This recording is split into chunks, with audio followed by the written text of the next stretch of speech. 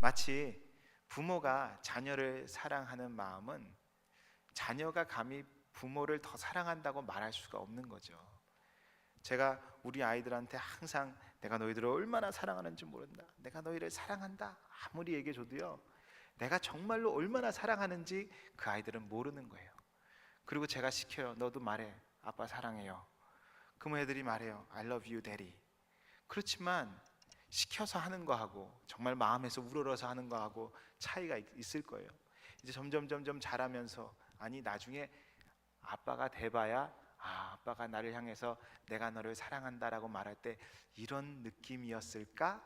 그렇게 생각할지도 모르겠어요. 마찬가지로 하나님이 우리를 향한 그 사랑은 우리가 감히 알아요 하나님, 내가 하나님을 사랑합니다 한다고 해서 해결될 문제가 아니라는 거죠. 그래서 저는 여러분에게 오늘 이 시간 하나님이 여러분들을 사랑하신다는 것을 확실하게 깨달으셨으면 참 좋겠습니다. 옆에 있는 사람 얼굴을 한번 좀 보세요. 이 사람이 정말 하나님의 사랑을 아는 사람인가 모르는 사람인가? 한번 보세요. 사랑받으면 기뻐요, 슬퍼요? 기쁘죠. 사랑받는 사람들의 얼굴에는요, 기쁨이 충만한 거예요. 그래서 전에 제가 그런 얘기를 들었어요. 여자는 사랑할 때 예뻐진다. 우리가 하나님의 사랑을 막 깨달을 때, 그 사랑을 느낄 때, 그 사랑을 의미할 때, 음미할 때, 그때 우리의 얼굴은 점점 더 예뻐지는 줄 믿습니다. 이번에 지난주에 토요일, 주일 그리고 월요일 3일 동안 우리 중고등부 학생들이 수련회를 다녀왔습니다. 수련회에 가서 하나님께서 부어주시는 그 놀라운 은혜들을 많이 보았는데요, 정말 성령님이 얼마나 강력하게 역사하시는지 아이들 모두가 막 눈물을 흘리면서 소리를 지르면서 막 기도를 했습니다. 그래서 아마 중등부 학생들 부모님이 혹시 계시면 아이들이 전부 다 목소리를 잃어버리고 쉰 목소리로 다녀왔습니다 그런 애들이 아마 많았을 거예요. 3일 동안 계속 소리 지르고 기도를 했기 때문에 그렇게 됐습니다. 그리고 또 얼마나 많이 웃었는지 몰라요. 하나님의 사랑을 깨닫는 순간, 이전에는 하나님이 사랑하십니다 그러면 눈물이 주르륵 흘렸는데, 이제는 하나님이 사랑하십니다 그러면 막 깔깔깔깔대고 웃으면서 I know 할 수 있는 그런 은혜가 임했습니다. 할렐루야. 우리 아이들이 은혜를 받고 왔다는데 시큰둥한 표정은 도대체 뭡니까? 좋아해야죠. 성령님이 얼마나 강하게 역사하셨는지, 중등부도 그렇고 고등부도 그렇고 전부 다 방언받은 아이들도 있고요. 할렐루야. 저는 방언받았다 그러면 사람들이 막 되게 감동하고 감격하는 걸 이렇게 기대하는데, 그냥 당연히 받아야지 이렇게 보시는 것 같아요. 아니에요. 정말로 하나님이 우리에게 주시는 선물 중에 가장 놀랍고 위대한 선물은 하나님 자신입니다. 하나님의 영입니다. 하나님의 성령의 충만함을 받고 그리고 은사를 받아서 그 아이들이 어릴 때부터 방언할 수 있다는 거, 이거는 엄청난 축복입니다. 아이들이 방언도 받고 그리고 자기네 죄를 회개하고 용서하고 너무너무 좋았어요. 그런데 이 수련회가 끝나고 나면 이렇게 간증을 하거든요. 어떤 은혜를 받았느냐. 이 아이들이 돌아가면서 간증을 하는데요, 가장 많이 나온 간증이 뭐였냐면, 우리가 서로 사랑한다는 것을 확인하고 우리가 서로를 사랑하여서 하나가 됐다는 것이 가장 큰 은혜가 됐다고 고백하는 거였어요. 왜냐하면 마지막 날 저녁에 우리가 같이 기도했습니다. 그런데 아이들이 일어나서 서로가 서로에게 가서 기도해 주기 시작하는 거예요. 한 명이 한 명을 끌어안고 기도하면 또 한 명이 와서 끌어안고 기도하고 막 서로를 위해서 기도하는데요, 어떤 한 아이가 이런 간증을 하는 거예요. 나도 이제 좀 누군가를 위해서 기도해 줘야 되겠다. 혹시 기도 안 받고 있는 사람 없나 그러고 봤는데 아무도 없더래요. 그래서 울었대요. 너무 감사해서. 여기서 소외된 사람이 아무도 없구나. 우리가 정말로 서로 사랑하는구나. 그것 때문에 가장 큰 은혜를 받았다고 고백하는 걸 들었습니다. 우리 중등부 아이들도요, 수련회 가서 엄청난 은혜를 받고 왔는데요, 수련회에서 돌아오자마자 서로들 연락하는 거예요. 우리 서로를 위해서 기도하자. 너 성경 많이 읽었니? 우리 성경 더 열심히 읽자. 서로 격려하면서 우리 모여서 더 뜨겁게 기도하자. 막 이런 글들이 막 계속 왔다 갔다 하는 거예요. 할렐루야. 아니, 우리 아이들이 서로 사랑한다는데 여러분들의 표정은 아직도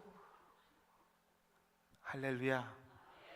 여러분들, 우리 아이들이 서로 사랑하고 서로 막 챙겨주고 서로를 위해서 끌어안고 눈물로 기도할 수 있다는 거, 이거는 엄청난 일입니다.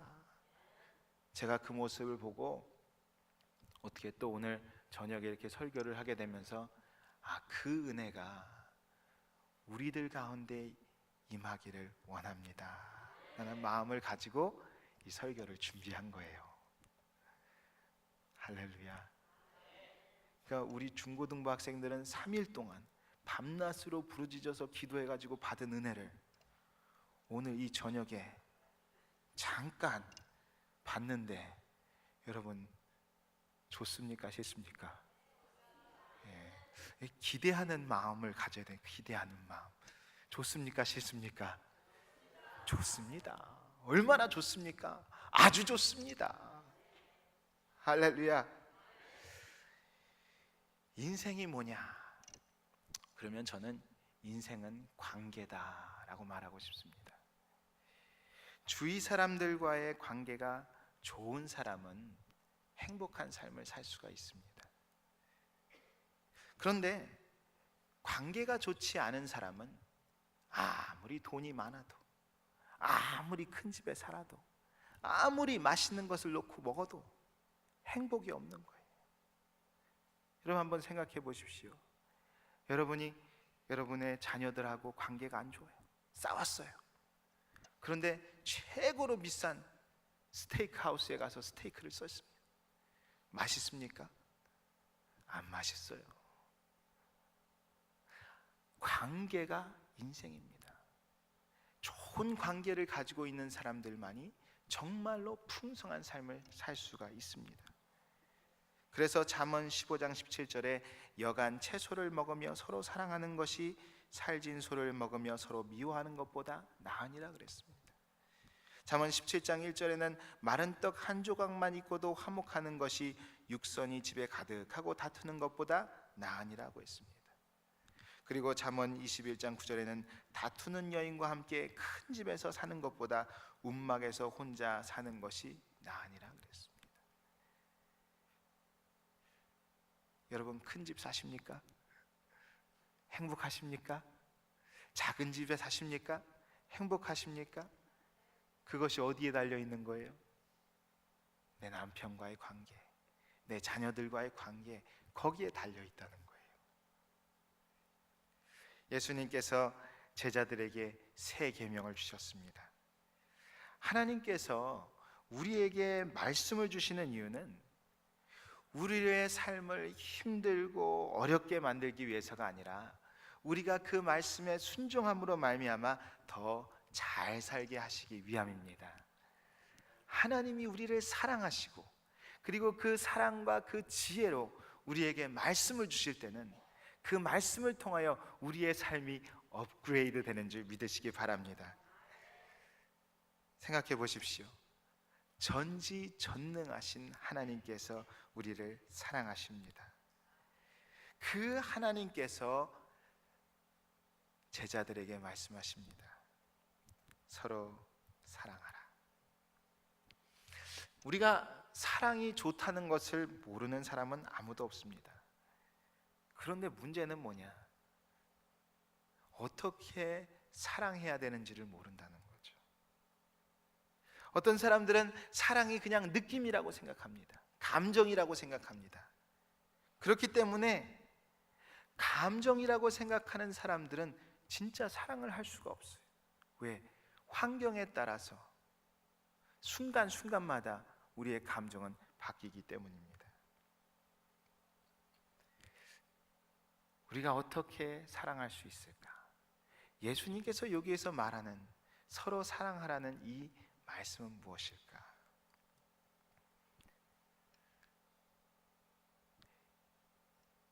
(13장을) 잘 읽어보아야 됩니다. 13장이 이 요한복음에서 위치한 그 자리가요, 예수님께서 이제 십자가를 지시기 바로 전입니다. 그때 예수님께서 제자들과 함께 모여서 식사를 하십니다. 그리고 그 제자들을 모아놓고 끝까지 사랑하시되 어떻게 사랑하셨냐면 그들의 발을 씻기면서 사랑하셨다는 겁니다. 식사를 하시다가 갑자기 예수님이 일어나셔서 허리에다가 수건을 딱 묶으시고, 그리고 제자들에게 얘들아, 내가 너희의 발을 씻어야 되겠다. 그리고 한 사람 한 사람에게 다가가셔서 그 발을 씻어 주십니다. 그때 베드로가 말합니다. 예수님, 절대로 나의 발은 씻을 수 없습니다. 그때 예수님이 아니다. 내가 너의 발을 씻지 않으면 너와 나는 아무런 상관이 없게 된다. 그러니까 또 베드로는 예수님, 그렇다면 머리부터 발끝까지 다 씻어 주십시오. 아예 목욕을 시켜 주십시오. 그러는 거예요. 예수님이 아니다. 너는 이미 깨끗하다. 그리고 발만 씻어 주십니다. 그리고 나서 예수님이 제자들에게 이제 내가 죽을 것이다 라는 것을 이야기하십니다. 그리고 나서 예수님께서 제자들에게 내가 너희를 사랑한 것 같이 너희도 서로 사랑하라 라는 말씀이 나옵니다. 이 말씀을 요한복음 전체의 내용과 그리고 이 13장 안에서 자세히 살펴보면 예수님께서 여기서 서로 사랑하라는 말이 무슨 말인지를 알게 되는데, 그게 뭐냐면 바로 용서하는 것을 말하는 겁니다.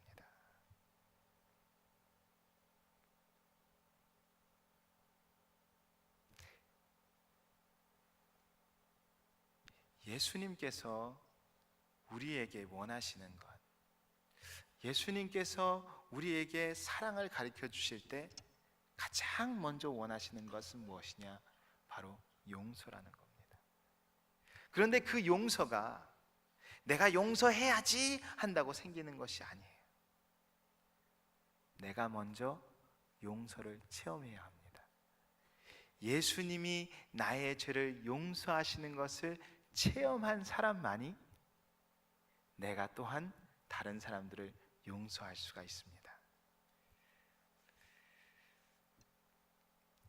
요한복음 13장 34절과 35절을 우리가 읽었는데요, 새 계명을 너희에게 주노니 서로 사랑하라. 내가 너희를 사랑한 것 같이 너희도 서로 사랑하라.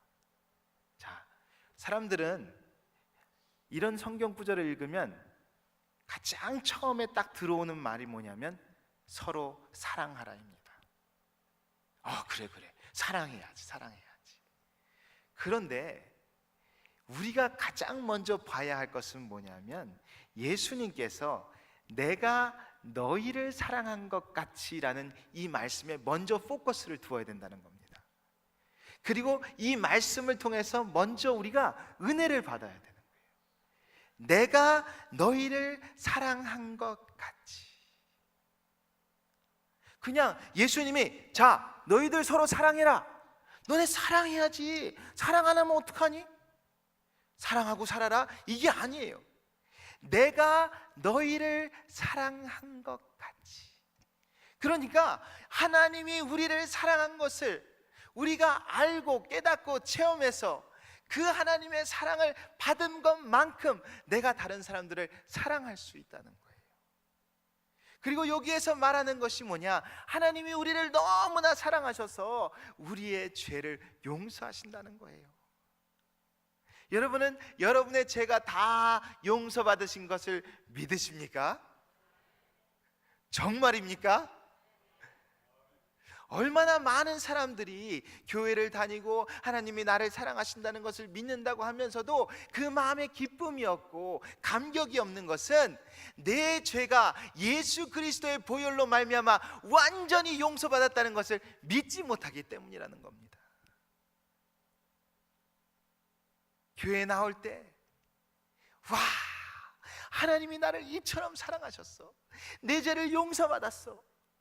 그래서 기쁘고 즐겁고 행복한 마음으로 나를 용서하신 그 하나님을 찬양하러 나오는 그런 마음이 여러분 안에 충만하게 되기를 바랍니다. 그래서 교회를 향하여 나오는 사람들의 얼굴은 표정이 환한 거예요.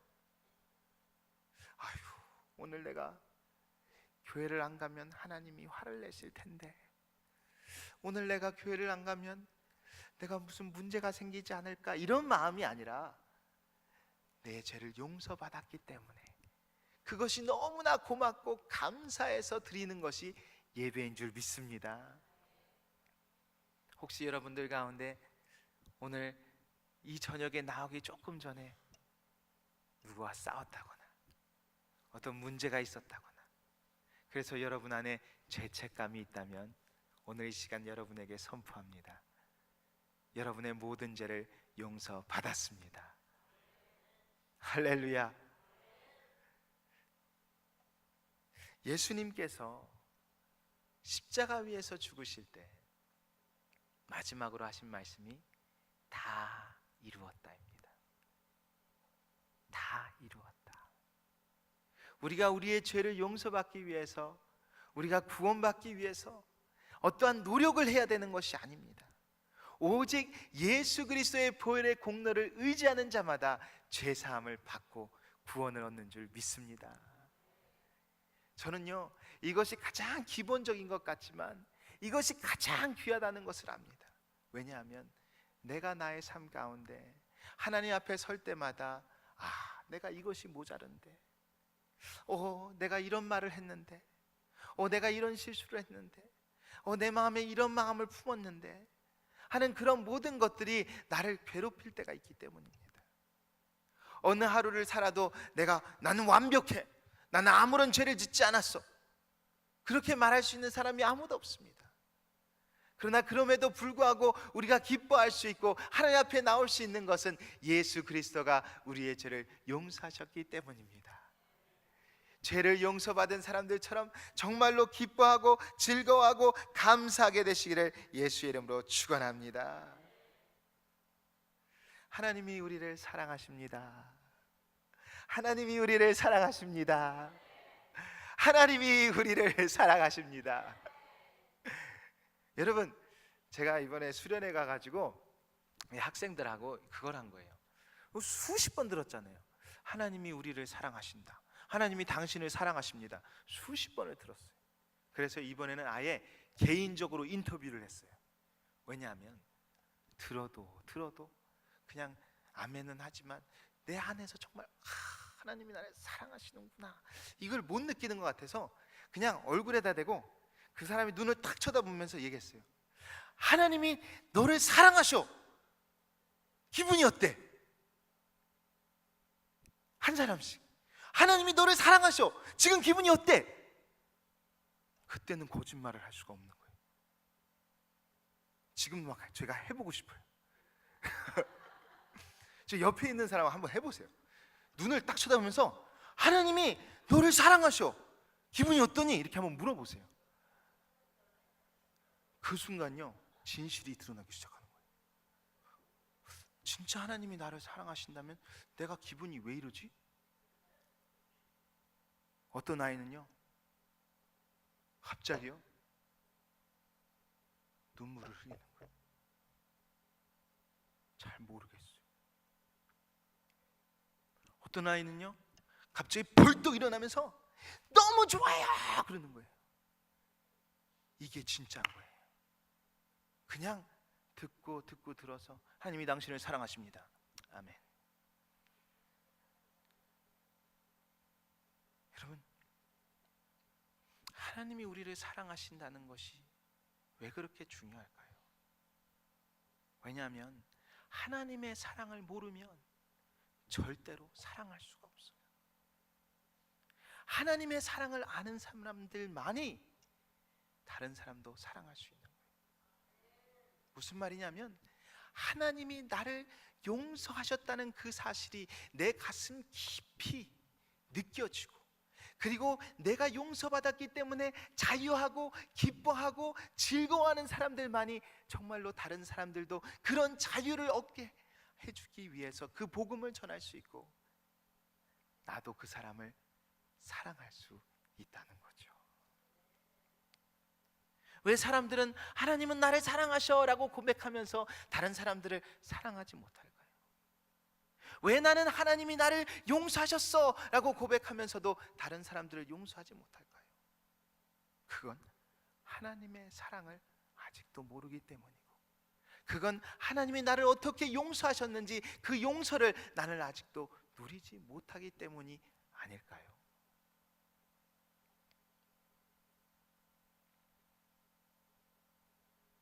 우리는 하나님 앞에 나와서 많은 것을 구합니다. 하나님, 저에게 은사를 주세요. 방언도 하게 해주세요. 기도도 잘하게 해주세요. 나에게 능력을 주셔서 병도 고치게 해주세요. 하나님, 우리 교회에 부흥이 일어나게 해주세요. 하나님, 나의 사업이 더 잘 돼서 내가 하나님 앞에 더 많은 것을 드릴 수 있게 해주세요. 수많은 기도를 합니다. 그러나 오늘 예수님의 말씀을 보십시오. 예수님이 그 제자들에게 하신 말씀은 간단합니다. 너희가 서로 사랑하면 모두가 너희가 내 제자인 줄 알리라.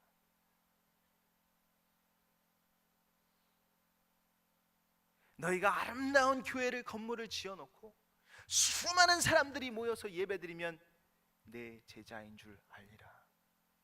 그렇게 말씀하지 않으셨어요. 너가 다니면서 능력으로 수많은 사람들을 고치면 이야, 진짜 예수님의 제자구나 라고 말한다고 말하지 않으셨어요. 내가 사업을 엄청나게 크게 해서 헌금을 많이 한다고 해서 이야, 정말 예수님의 제자구나 그렇게 말한다고 하지 않으셨어요.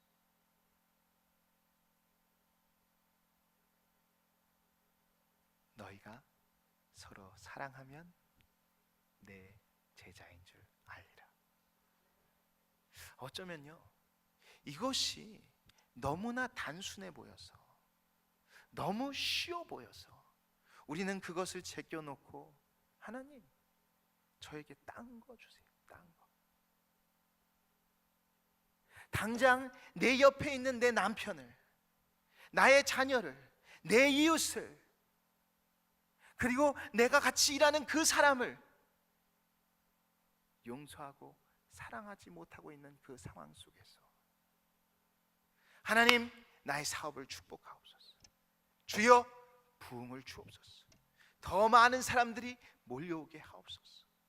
더 큰 능력을 주시옵소서. 여러분은 세상의 사람들이, 모든 사람들이 여러분을 누구로 알기를 원하십니까? 굉장한 사람? 훌륭한 사람? 대단한 사람? 실력 있는 사람? 아닙니다. 모든 사람이 우리를 알 때 예수의 제자로 알아야 될 줄 믿습니다.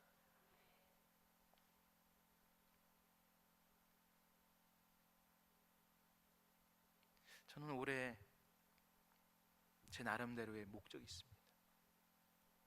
그것은 뭐냐면 정말로 우리 교육부가 사람들이 봤을 때 이야, 저기는 예수의 제자들이 모여 있는 곳이구나 라고 고백할 수 있는 곳이 되기를 원합니다. 쟤네들 봐라, 야, 저 나이는 왕따도 시킬 수 있고 싸울 수도 있고 싫어할 수도 있는데 와, 쟤네들은 서로를 위해서 눈물로 기도하네. 어떻게 쟤네들은 모이면 저렇게 좋아하니? 진짜 예수의 제자들이구나. 저는 상상만 해도 좋은데 여러분은 어떻습니까?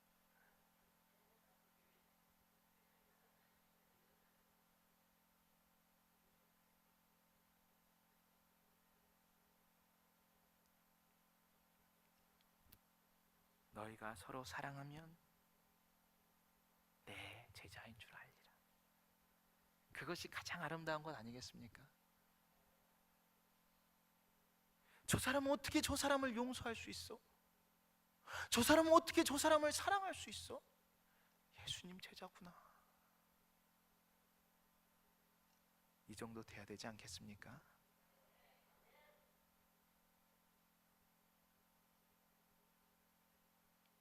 고린도전서 13장은 여러분이 잘 아시는 것처럼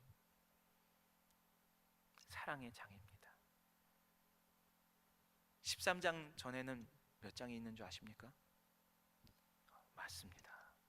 13장 전에는 12장이 있습니다. 그런데 12장에는 무슨 내용이 있습니까?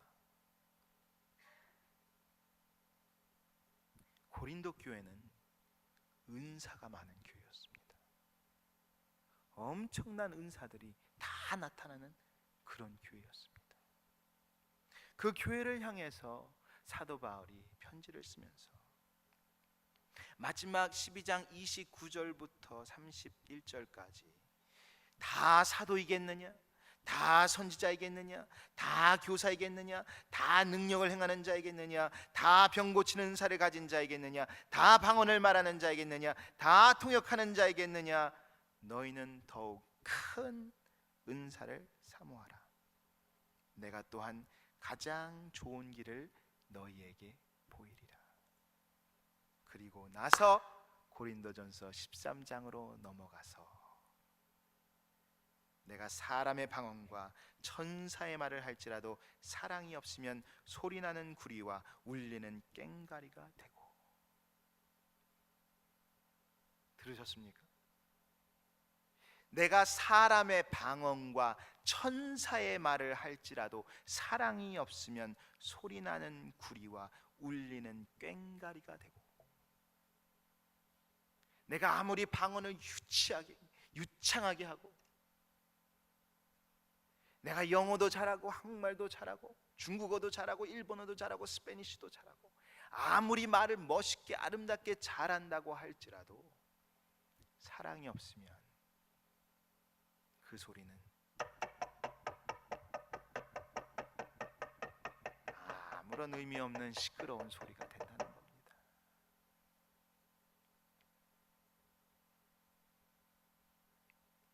제가 어렸을 때 바이올린을 배웠습니다. 옛날에 전에는 피아노 배운 얘기 해드렸는데 이번엔 바이올린 배운 얘기를 해요. 제 세대가 그런 세대입니다.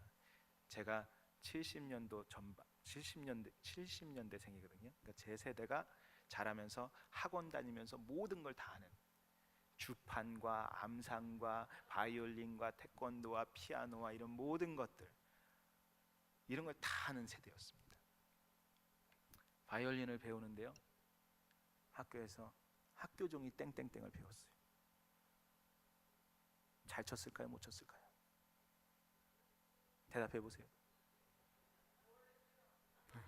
정답입니다. 모르죠. 안 들어봤는데 어떻게 알겠습니까? 제가 저희 집에 딱 가서 엄마, 아빠, 내가 바이올린을 배웠어. 학교종이 땡땡땡을 쳐드렸습니다. 쫙 쳤는데 저희 엄마 아빠가 박수를 치면서 천재구나. 아니 어떻게 바이올린을 이렇게 아름답게 칠 수가 있냐. 정말 잘 쳤다. 자신감을 얻고 학교에 가서 학생들 앞에서, 친구들 앞에서 야 봐봐, 쫙 쳤습니다. 아이들이 난리가 났습니다. 야 그만해, 시끄러. 엄마 아빠 앞에서 했을 때는 좋았는데 아이들 앞에서 하니까 실력이 갑자기 팍 줄었을까요? 아닙니다. 저희 어머니 아버지는 내가 그 바이올린을 칠 때 사랑으로 들은 거죠. 그러니까 그 소리가 너무나 아름답게 들리는 거예요. 내 친구들은 사랑으로 안 듣고 판단하고 정죄하는 마음으로 들은 겁니다. 어디 잘하나 한번 보자 이렇게 들은 겁니다. 그랬더니 시끄러웠던 거죠. 오늘 제가 설교를 잘합니까 못합니까? 사랑으로 충만한 사람은 들으면서 은혜를 받는, 야 어떻게 저렇게 설교를 잘할까? 기가 막히다. 그러나 판단하고 심판하고 정죄하는 마음으로 듣고 있으면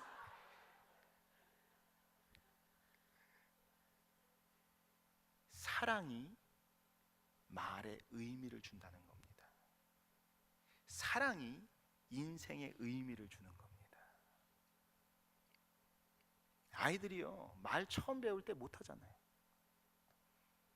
땡땡땡 뭐 알아듣지도 못하는 소리를 엄마 아빠는 우리 아이 천재라고, 방금 엄마라고 말했다고 난리가 나는 거예요. 왜? 사랑으로 듣기 때문에 그런 거예요. 우리의 인생이 왜 의미가 없다고 생각합니까? 왜 허무하게 느껴집니까? 돈이 없어서요? 직장이 없어서요? 해놓은 일이 없어서요? 아닙니다. 사랑이 없기 때문에. 참 기가 막히죠.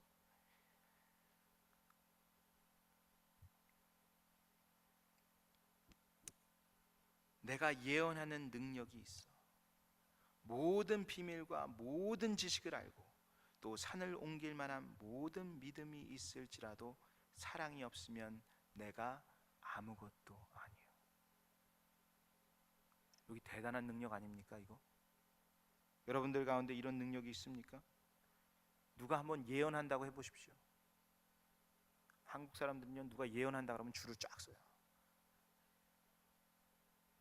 말씀하시옵소서. 예언하는 능력이 있고 모든 비밀과 모든 지식을 알고 산을 옮길 만한 믿음이 있어요. 이야, 대단한 거 아닙니까? 그런데 사랑이 없으면 아무것도 아니라는 거예요. 여러분의 인생의 가치가 어디에 있습니까? 어떤 사람이 귀한 겁니까? 사랑 한 사람이 귀한 거예요.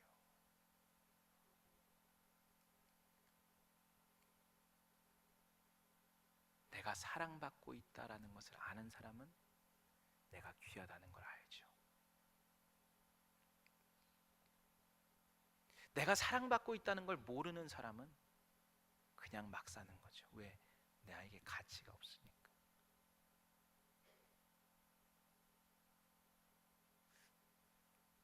자, 미국에서 제일 센 사람이 오바마 대통령입니다. 현재 제일 강력해요. 오바마 대통령이 있고 그 다음에 제가 있습니다. 그런데 둘 다 갑자기 아파서 막 죽어가고 있습니다. 저희 부모님에게 약이 있습니다. 근데 그 약을 먹는 사람만 쓸 수가 있는데 약이 딱 하나밖에 없는 거예요. 저희 부모님이 그 약을 누구에게 줄까요? 대통령에게 줄까요? 아니면 저에게 줄까요? 또 모른다 그러실 거예요? 당연히 저에게 주겠죠.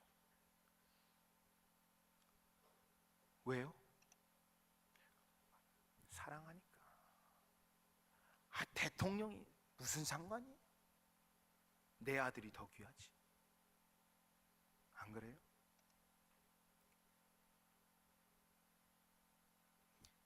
아이들을 키우면서요, 애들이 돈을 벌어다 줍니까? 손해만 보죠. 기저귀 값 나가죠. 밥 사줘야죠. 맨날 손해만 보고 살아요. 근데도 그 아이가 귀한 거예요. 왜요? 그렇죠. 사랑하니까.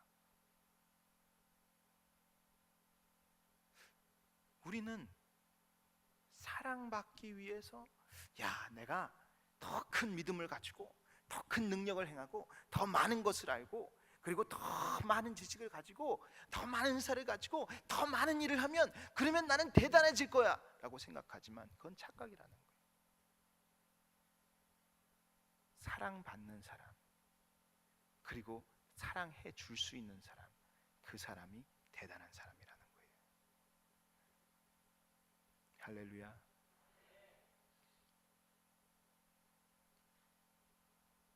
내가 내게 있는 모든 것으로 구제하고 또 내 몸을 불사르게 내줄지라도 사랑이 없으면 내게 아무 유익이 없느니라. 사랑이 있는 곳에 만족이 있는 거예요. 제가 물어볼게요. 여러분의 식구들 없이 혼자서 비싼 식당에 가서 혼자 앉아서 먹는 게 맛있을까요? 아니면 집에서 아이들하고 코스코에서 10불짜리 피자 시켜다 같이 먹는 게 맛있을까요?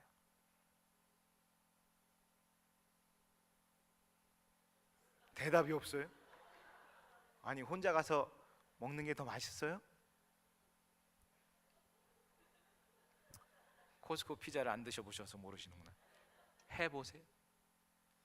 사랑하는 나의 자녀들과 함께 먹는 것이 훨씬 더 만족스러운 거예요. 여러분, 한국 드라마 요즘에 K-팝 해가지고 난리잖아요.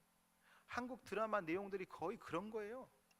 아주 굉장한 부잣집 아들, 그리고 굉장히 가난한 여자. 근데 둘이 사랑하게 되는 거예요. 그리고 그 남자가 그 여자를 사랑한다는 이유로 막 집에서 난리가 나요. 넌 절대 그러면 안 돼. 근데 이 남자는요, 그 대기업을, 그 돈을, 그 집을 다 포기하고 나는 그 여자를 택하겠어. 그리고 가는 거예요. 그런 걸 보면서 우리는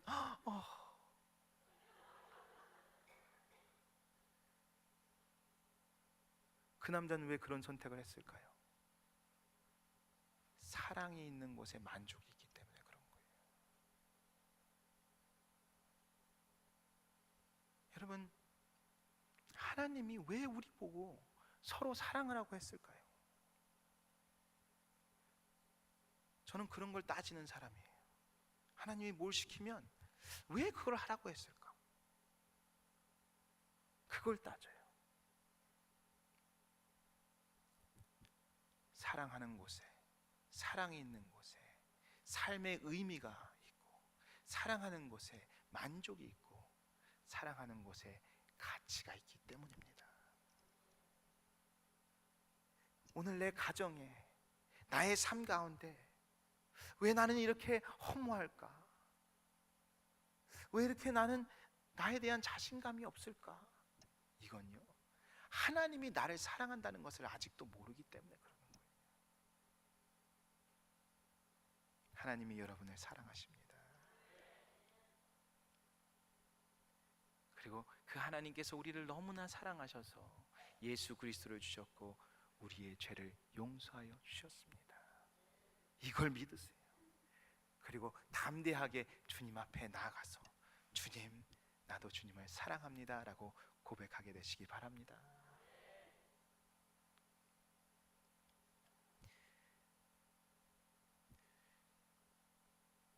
예수님이 베드로의 발을 씻어주려고 다가갔을 때 베드로는 예수님, 안 됩니다. 제 발을 씻을 수 없습니다 라고 말했습니다. 왜 그런 말을 했을까요? 우리 가운데도 그런 말을 할 수 있는 사람들이 얼마든지 있다는 거예요.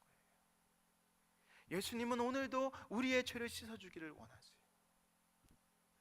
구원받고 구원받지 않고의 문제가 아니라 여기서는 우리의 날마다 짓는 죄를 주님은 날마다 용서해 주신다는 거예요. 씻어 주신다는 거예요. 그런데 예수님이 씻어 주시기를 원하시는데 아닙니다, 씻을 수 없습니다, 그러는 사람들이 있다는 거죠. 예수님께서 씻어 주신다고 할 때 감사합니다, 씻어 주셔서 감사합니다 하는 사람이 제대로 하는 사람이라는 거예요. 제가 제 아이들한테 이렇게 발을 씻으라 그러면 가서 이렇게 씻고 와요.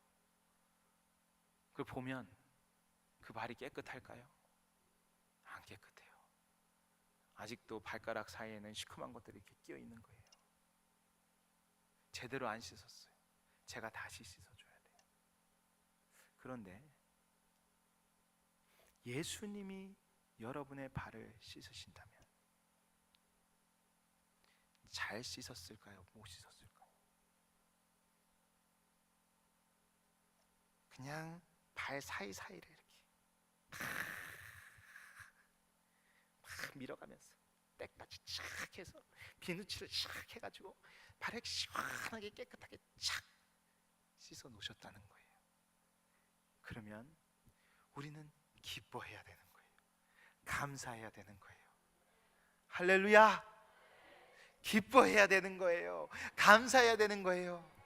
이야, 얼마나 시원한지, 얼마나 깨끗한지. 그런데 왜 마치 예수님이 나의 죄를 씻었다고 했는데도 제대로 못 씻은 것처럼 찝찝한 마음을 가지고 더 씻어야 되는 거 아닌가, 그런 느낌을 가지고 사냐는 거죠. 예수님이 여러분의 죄를 완전히 씻으셨습니다. 깨끗이 씻으셨습니다. 그래서 우리는 자유할 수 있고 기뻐할 수 있는 겁니다. 그리고 예수님께서 말씀하십니다. 내가 너희를 사랑한 것 같이 너희도 서로 사랑하라. 그 용서받은 사람들이 해야 할 일이 바로 용서해야 된다는 겁니다. 자, 여러분들 한번 솔직하게 가슴에 손을 얹고 생각해 보세요. 내가 용서하지 않은 사람들이 있는가? 누군가 나의 마음을 섭섭하게 했는데 그것을 아직도 내가 품고 있지 않은가? 누군가 나에게 어떤 말 한마디를 했는데 그 말을 내가 품고 있지 않은가? 하나님은 우리에게 하나님의 말씀을 우리의 가슴에 품기를 원하세요. 그런데 어떤 사람들은 누가 언제 했던 그 말을 가슴에 품고 살아요.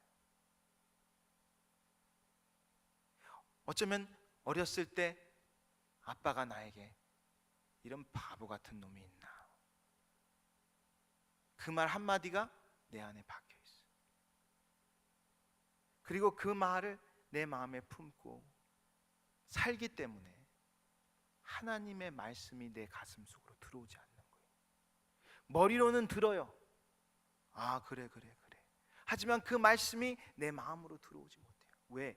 내가 붙잡고 있는 나쁜 말이 있기 때문에. 내가 무언가를 새로 잡기 위해서는 일단 놔야 되는 거예요. 그것이 용서예요. 그리고 놓은 사람만이 다시 잡을 수가 있어요. 교회에 10년을 다니고 20년을 다녀요. 그런데 머리는 지식이 점점점 커져가는데 나의 삶의 변화가 일어나지 않고 내 마음에 그런 기쁨과 감사와 사랑과 그리고 삶의 변화가 일어나지 않는 이유는 수많은 말씀을 들었지만 그 말씀이 내 가슴 속에 묻히지 않기 때문에 그러는 거예요. 누군가 했던 그 저주의 말, 누군가 나에게 던졌던 그 악한 말, 그리고 그 말들을 내 가슴에 품고 있을 때 절대로 하나님의 말씀이 내 마음을 고칠 수가 없는 거예요. 오늘 여러분들이 예수 그리스도로 말미암아 죄 사함을 받았다는 것을 깨달았다면 정말로 그 자유와 그 기쁨을 누리기 위해서 이제는 용서하게 되시기를 예수의 이름으로 축원합니다.